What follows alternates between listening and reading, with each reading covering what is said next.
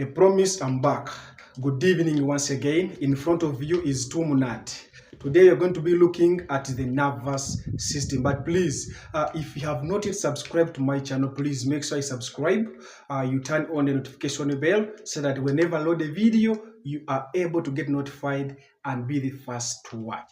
So today we're going to be focusing about the introduction of what we call the nervous system. Okay? The nervous system is one of the most important systems in the body, and it is one of the most complex systems of the body. So in other words, what is nervous system? Now, nervous system, it is that system of the body that is going to be coordinating all the body activities. Okay, in other words, the nervous system is going to be like a coordinator of all body activities. Okay, and in that way the nervous system is going to be having two branches. Okay, what are the two main branches of the nervous system? These are the two branches of the nervous system. The first one is what we call the central nervous system. That is our first branch of the nervous system. And then what about the second one? The second one is what we call the peripheral nervous system. Okay, the peripheral nervous system, and that is in short.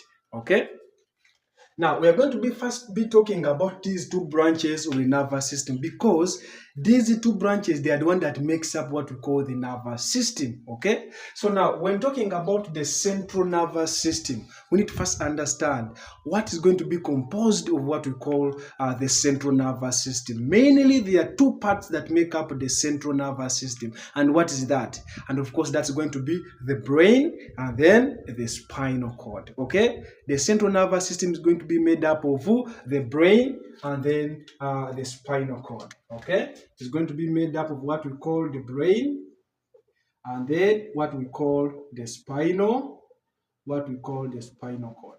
Okay, so now those are the two parts that make up the central nervous system. Now I want to talk about something very little about the central nervous system. Now the central nervous system being containing the brain and then the spinal cord, what do you think is going to be the functions of what we call the central nervous system? Now, the central nervous system, it has no ability to communicate with the other body parts which are in the peripherals.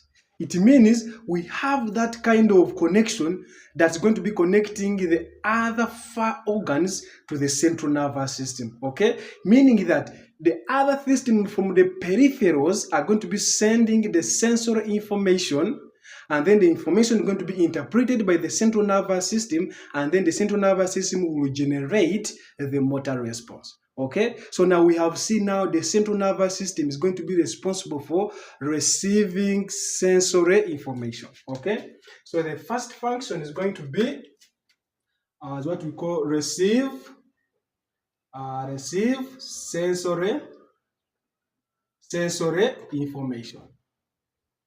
Okay, that is going to be our first role of the central nervous system. It's going to be receiving all the sensory information from the peripherals. Okay, and then what else? When the sensory information is fed into the central nervous system, the central nervous system is going now to process, integrate. Okay, it's going to carry out the process of, it's going to process and integrate. Okay, and integrate. And once it has processed, of course, when it's receiving the sensory information, the brain is going to process, integrate, and compares with the information which is already there. Okay, so now after that, it's going now to generate what we call response. Okay, so the third role is going to be generating response.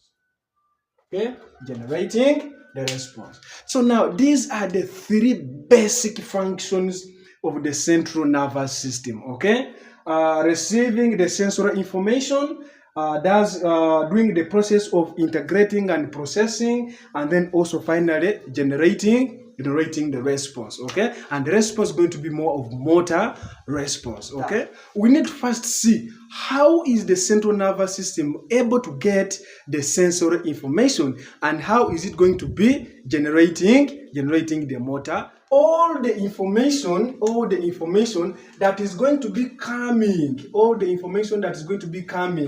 to the central nervous system is going to be coming from the peripherals, and then it's going to be fed into the central nervous system.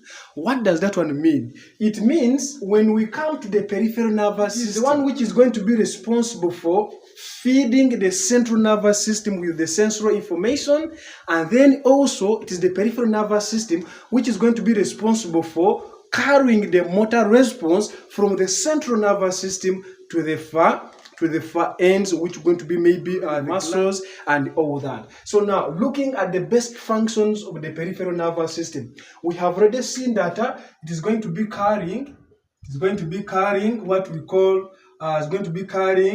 information. It's going to be carrying information to the central nervous system, okay? It is the peripheral nervous system through the sensory neurons that will carry the information from the far peripherals and feed it to the central nervous system. And then the second one is going to be after the brain has done the integration. It is again the peripheral nervous system that's going to carry out what we call the motor response from the central nervous system to the peripherals, which is going to be maybe the skeletal muscles and all that, okay? So another one is carries the motor response from central nervous system to the, for example, to the effectors.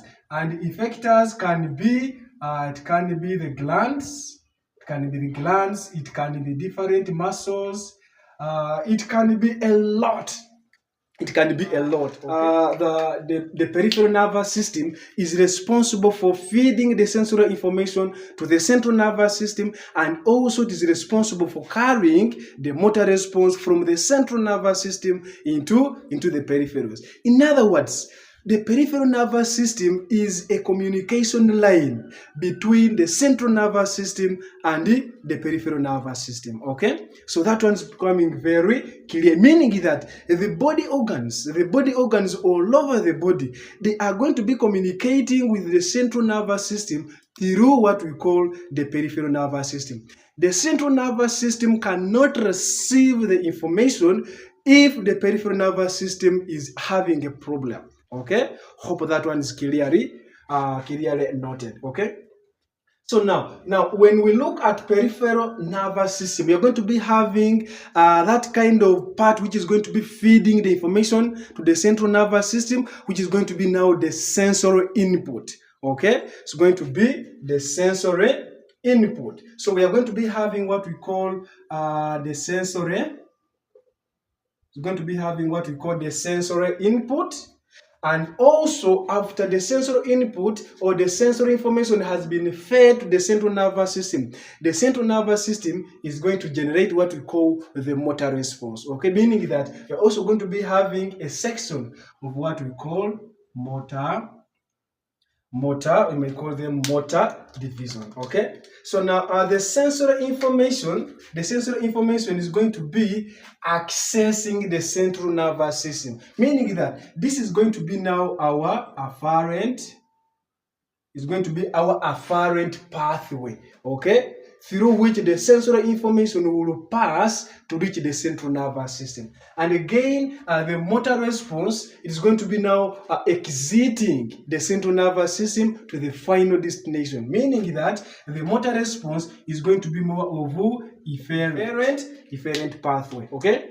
We shall use the first E to mean exit. The response is exiting to the final destination. And of course, for the case of A in afferent, we want to see that the sensory information needs to access the central nervous system such that it is interpreted so that the motor response is generated. Okay? So now we need to first talk about briefly the sensory division of the peripheral nervous system. Okay? So now talking about the sensory input.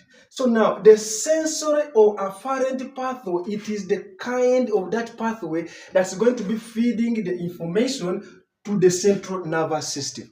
Okay, which kind of sensory information is going to be fed into the nervous system? Now we are going also to break the sensory input into three branches. Okay, we are also going to break it into two. We can first break it into two. The first one is going to be the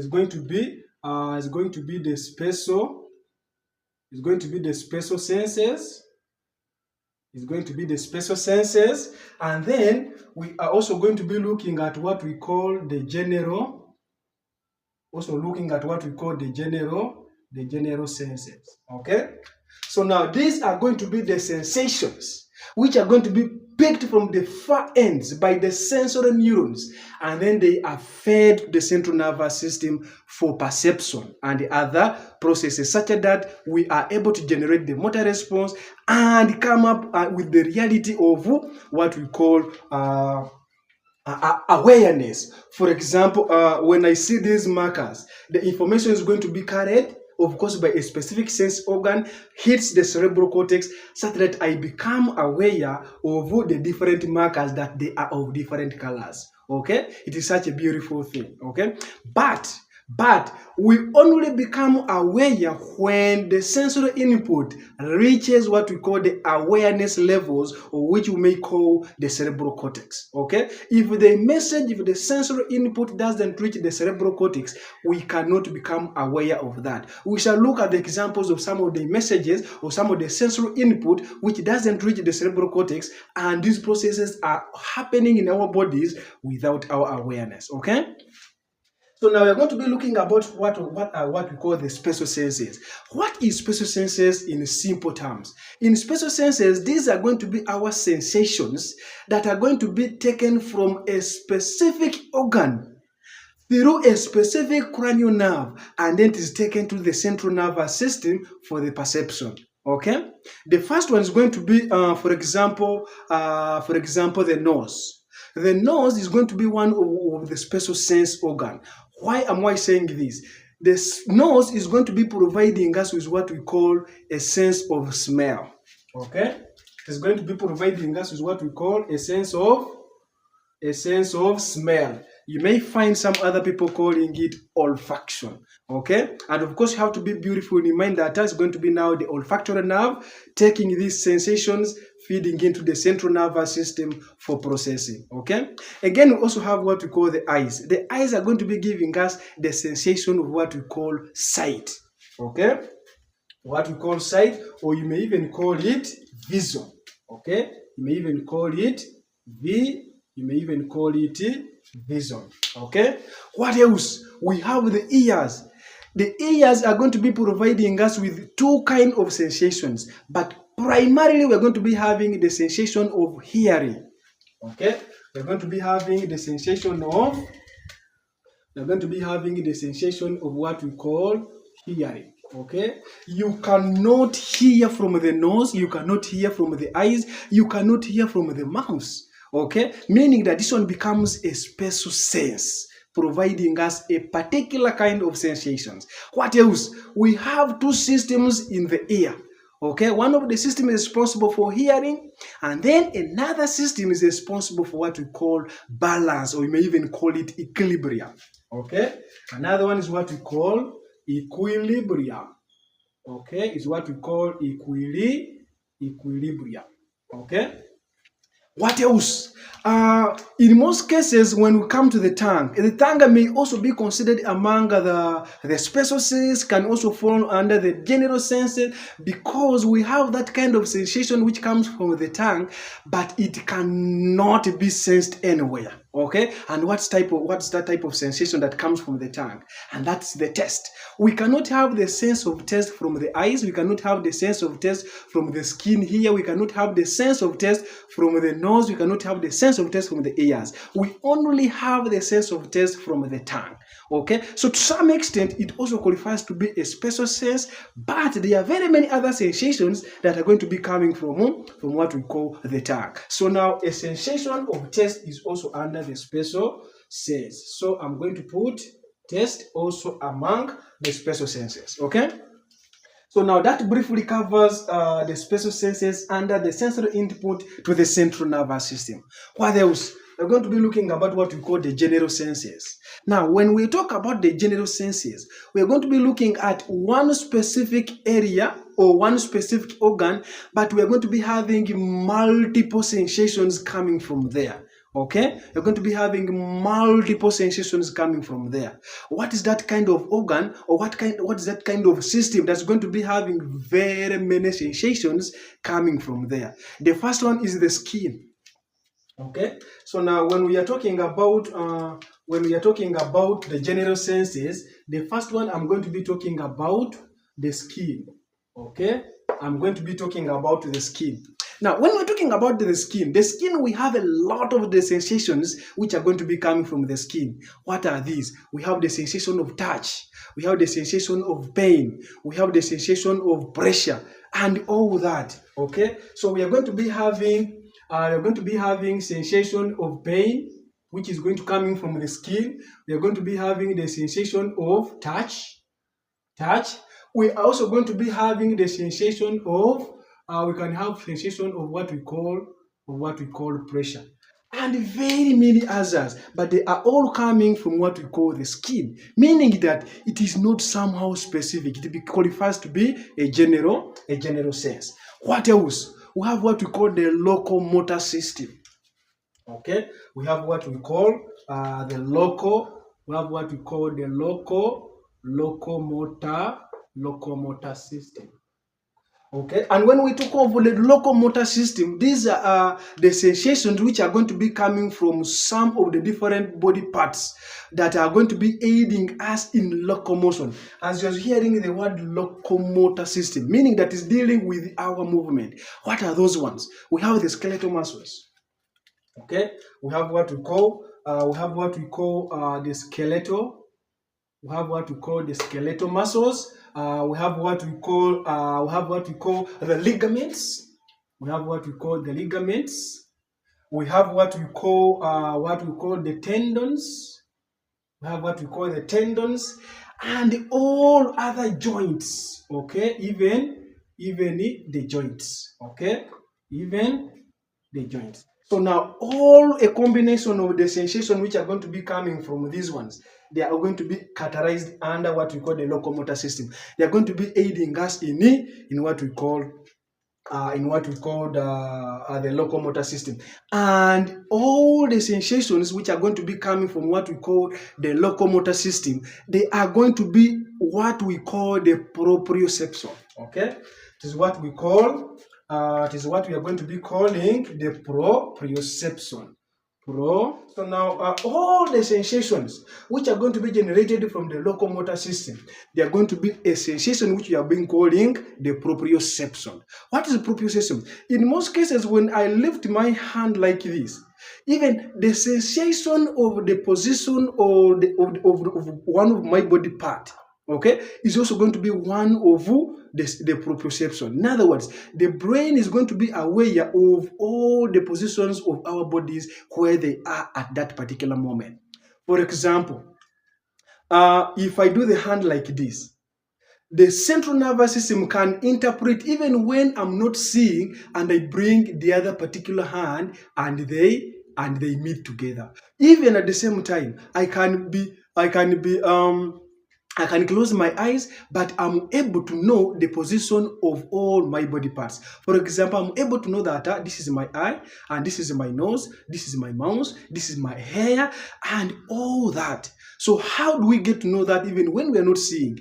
It means there are going to be some sensations that are going to be sent into the central nervous system to understand the position of all our body parts. Okay, so now again, another kind of the general sense is going to be what we call the visceral. Okay, it's going to be our visceral. Okay, it's going to be or the visceral sensations. When we talk about the visceral sensations, we are meaning such kind of sensations which are going to be coming from the deeper organs. Okay, I may talk about, for example, the GIT, like the stomach or the intestines. We're going to be having some kind of the sensation which are going to be coming from there and they get fed into the central nervous system. What are kind of sensation which are going to be coming from there?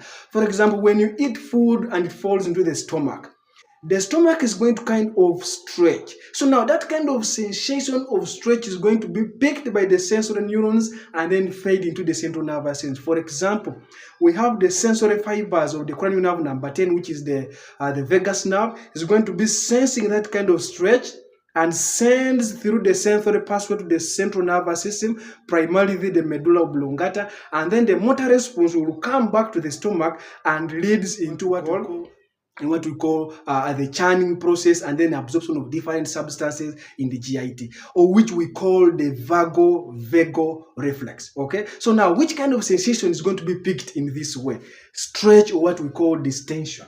Okay, this kind of sensation, you may call it distension, or you may even call it stretch.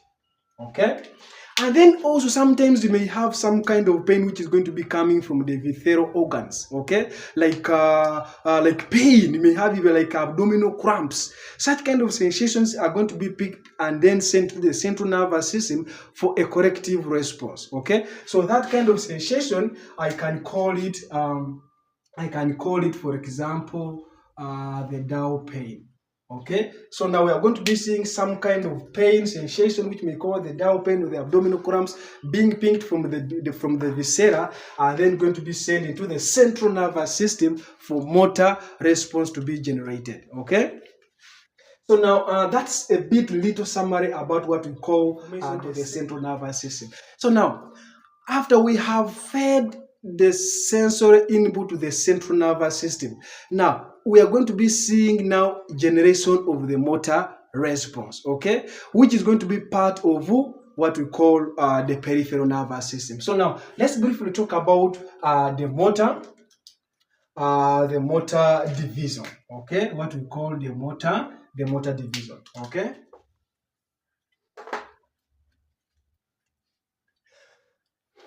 so now talking about the motor response part of the peripheral nervous system. What is motor response? Generally, when we say that whenever we feed the central nervous system with the sensory information, the central nervous system makes a decision. Okay, and it makes a decision by sending back the response to the effector, or the effectors may call the glands, could be the muscles, could be all other body parts that are going to be getting response from the central nervous system to that kind particular of the structures. Okay, in other words, what you're going to be seeing in the motor response, some of the motor responses, we are going to be having control over them. Okay, some of the motor responses are going to be under our control, and when we have that kind of response which we have control over, we say that that kind of response is going to be under voluntary control. Okay, it's going to be under what we call voluntary control. Okay, it's going to be under voluntary control. In other words, we have that kind of the decision by ourselves. For example, I have the potential to do this. I have control over this movement of these markers like this.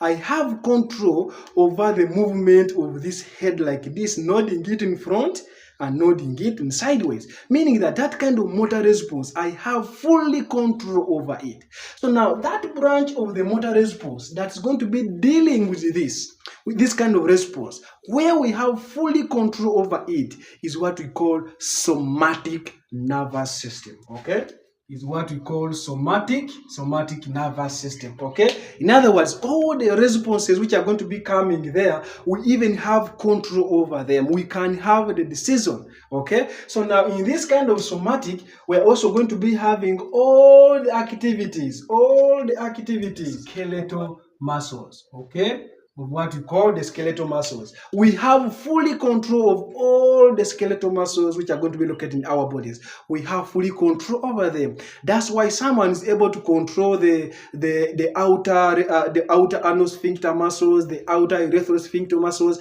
because they are skeletal muscles. We have control over them. I can decide when to urinate. I can decide when to go and pass out the stool. Okay, meaning that all are going to be under what we call voluntary control. But again, we have such kind of motor responses, have control over them. Okay, they do happen even without our awareness, even without our control. In other words, we say those when they are going to be happening automatically. Okay, they are involuntarily controlled. Okay, so now this section is involuntary. Okay, is going to be what we call involuntary. We do not have control over them. They are happening automatically. So now this which is going to be dealing with this kind of responses whereby we do not have control over them is what we call autonomic nervous system. We call it what? We call it autonomic. We call it autonomic nervous system. Okay, the autonomic nervous system being controlling very many responses which we do not have control over. We have particularly other branches. What are these three branches of what we call the autonomic nervous system? The first branch of the autonomic nervous system is what we call the sympathetic. Is what we call the sympathetic nervous system. This system is one of the branches of what we call the autonomic nervous system. Now, whenever this system is activated, which we are calling the sympathetic nervous system, we are preparing the body either to fight, or if some situations are you are unable to fight, you fly away. Okay, that's why this branch of the nervous system, which is under the autonomic nervous system, the one we are calling sympathetic, it can also be called flight, or fly away. Okay, these are some of the most common terms which are going to be seeing as what we call flight. You can fly away because the situation is unbearable, or if the situation is bearable, you may first fight. Okay, you may also first fight. Okay, so now when you hear something like a flight, fly, fight response, they are also going to be under a section of the autonomic nervous system, which we are calling the sympathetic nervous system. Okay, then we again have another branch of the autonomic nervous system. This branch of the autonomic nervous system is what we call the parasympathetic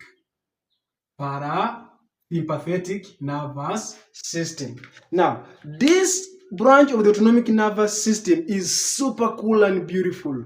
What do I mean by this? In other words, we have sympathetic nervous system and parasympathetic nervous system. We are always having these two systems activated, but in a different way. What do I mean by this? When the sympathetic nervous system is activated, it means the parasympathetic nervous system has to be deactivated. We do not need them to get activated at the same time. What do I mean by this? When the sympathetic nervous system, for example, you have gotten into an incident whereby you're being chased by a dog or a snake, the sympathetic nervous system is going to be activated, while the parasympathetic nervous system, at this time, we don't need to be activated. Okay? The parasympathetic nervous system is going to be pulling the sympathetic nervous system such that someone can rest. Okay? Someone can rest from a dangerous or a stressful moment. Okay, you rest and then digest. That's why you're going to be seeing very many authors or very many books telling you that the branch of the autonomic nervous system which helps in what we call digest is what we call the parasympathetic nervous system. So some of the key terms which you're going to be seeing on parasympathetic nervous system is rest and digest. Okay, rest and digest. We are going to be talking about these systems of the autonomic nervous system in great detail, and we see what happens when the sympathetic nervous system is activated. Because the activation of the sympathetic nervous system is going to be increasing the activity of different body organs. The activation of the sympathetic nervous system is going to be increasing the heart rate. Okay, it's going to be affecting the cardiovascular system to increase the heart rate, to increase the blood pressure. And of course, when you increase the heart rate, automatically the blood pressure increases. What happened to this? When you are scared by something, for example, they have fired a gun, for example, someone is chasing you, the sympathetic nervous system is going to be activated such that you run away or you fight back. Okay, that's why you're calling it flight or fight. But of course, when someone has chased you and you have successfully ran away, time reaches whereby you start now coming back into the normal, meaning that when you now come back into rest, the parasympathetic nervous system is now taking over. Okay, the parasympathetic nervous system is going to be taking over. In other words, parasympathetic nervous system is going to be more of rest and digest. Okay, we shall go into the detail of this, or what happens when the parasympathetic nervous system is activated, what is the effect on different body organs when the parasympathetic nervous system is activated. We shall look at that one in great detail. Okay, and then the last branch of the autonomic nervous system, which very many people don't talk about but is super very important, is what we call the enteric nervous system. It's what we call the enteric. Is what we call the enteric nervous system. The enteric nervous system, as you are hearing the word enteric, is going to be dealing with the GI functioning, okay? The GI motility, the GI secretion, the GI motility, and peristaltic effect. All we are going to be seeing the enteric nervous system in conjunction with the other branches of the autonomic nervous system, which are going to be regulating what we call the enteric nervous system. Okay, now the enteric nervous system, this one is going to be mainly focusing on what we call the GIT motility. Okay, the GIT motility, or even the GI functioning. Okay, we shall have also again another video which is going to be tackling on what we call the enteric nervous system. Okay, having looked at all that, so now let's have just a simple quick recap of the nervous system. Okay, we have said that the nervous system is a system which coordinates all to ensure what we call homeostasis. We have said that we have two branches of the nervous system, which is the central nervous system and then the peripheral nervous system. We said that the central nervous system is going to be responsible for receiving the sensory input, integrating and processing, and also generating a command or generating what we call a response. Okay, all will be the functions of the central nervous system. We went ahead and said that the central nervous system is made up of what we call the brain cord. Okay, the brain and then the spinal cord.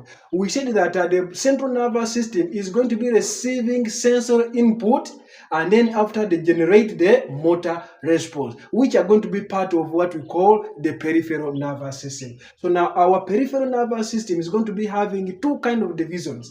We have the sensory input pathway and the motor, and then the motor division, which is going to be the efferent, which is going to be providing what we call the motor response. We went ahead and said that on the sensory input, you have a lot of sensations which are going to be coming from the peripherals, and then are going to be fed into the central nervous system. We talked about the spatial senses. They are going to be providing us the sense of hearing, the sense of vision, the sense of smell, the sense of the taste, and the sense of even equilibrium. Okay, we said all are going to be under the spatial senses. And again, we also went ahead and said that we have what we call the general sensations, the general sensations from the viscera, and also the skin providing us the sense of touch, pain, pressure, and all that, and also sensation of the distension coming from the viscera and all that. All those kind of sensations are going to be sent into the central nervous system, such that the central nervous system can process and interpret and generate what we call the motor response. When we talked about the motor division, which is the efferent part, we said some of the motor responses are going to be fully under our control, okay? And we said that that one are going to be voluntarily controlled. And we have said that that branch of the motor division, which is going to be dealing with the voluntary control of all the activities which we do in the motor response, which is voluntarily. For example, the control of the skeletal muscles, they are going to be under a branch of the peripheral nervous system, which we are calling the somatic nervous system. Again, we went ahead and said that there are some kind of the motor responses which we are not going to be having control over, okay? They are going to be happening automatically. For example, we do not have control over the respiratory rate. We do not have control over the heart rate. We do not have control over the smooth muscles. We do not have control over the cardiac muscles. They happen involuntary. We cannot control them. They are involuntarily controlled. And we said that that branch of the peripheral nervous system under the motor division that is involuntarily controlled is under what we call the autonomic nervous system. We went ahead and said that autonomic nervous system had 3 branches. These branches, we said the one which is called the sympathetic nervous system, which is also called flight or fight, which when is activated. And then also we have what we call the parasympathetic nervous system, which is what we call also the rest and digest. And then the last one, which we call the enteric nervous system, which is going to be dealing with what we call the GI motility. Okay? That briefly covers what we call the introduction of the nervous system. We have talked a lot of stuffs, okay? And if you think whatever we have just talked about is making sense, is adding to you, please, you need to support me. How are you able to support me? There are 3 or 4 ways of how you can do this. The first one is you can like the video. After liking the video, you can comment down in the comment section. You can share this video to your friend at whom you think that this video is very much helpful.